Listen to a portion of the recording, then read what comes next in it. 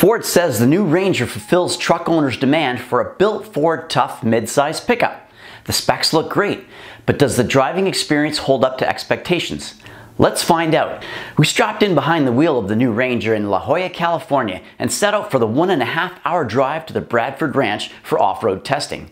Twisting our way along the 2-lane highway, the Ranger handled the curves with minimal rolling.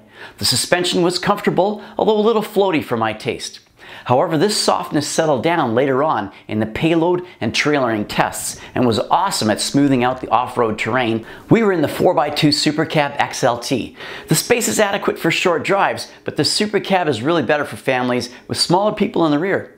The Super Crew gives you a full 4 inches more legroom and an extra 3 inches of headroom, making it the best option for traveling with 4 adults. Braking was solid and confident as we occasionally ran up behind some snail's pace trucks. Acceleration was good for a small pickup. Not snap your head back acceleration, but adequate, even at 60 miles per hour when you need to pass. The 2.3-liter EcoBoost mated to the 10-speed transmission provided very smooth acceleration. Unless you're really paying attention, you don't even notice the shift changes. A bone of contention for some drivers is the auto stop-start technology. I can say that it worked flawlessly on our trials, and you can turn it off with a push of a button. Overall, I enjoyed the driving experience. The inline 4 does produce 270 horsepower, 310 pound-feet of torque, and gets 21, 26, and 23 miles per gallon city, highway, and combined. And Ranger buyers will have to be happy with it, as it is the only engine option. When asked why, Ford staff said they believe this is the best engine choice for the truck. I asked why not include the existing 2.7-liter EcoBoost. The answer was they wanted a shorter, lighter engine for the truck. Any weight savings means a bigger payload capacity, and in this case, it is a segment-leading 1,860 pounds. That's roughly 300 pounds better than the competitors. The shorter engine improves the approach angle of the truck and makes room for the powered cooling fan, improving off-road and towing capability. Now for the off-road test. First up was a test of Ford's Trail Control feature, which is also found in the Ford Raptor. And they chose the 2019 Tacoma Crawl Control to do a head-to-head comparison. Both systems are essentially an off-road cruise control, which allow computer-controlled throttle and braking to each wheel. Ford made theirs with a range of 1 to 20 miles an hour, while the Toyota system only works between 1 and 5 miles per hour. It was immediately apparent that the Ford Trail Control system is much smoother and quieter. The off-road course was a circuit that included some mud, off-camber corners, open running, small climbs, and descents.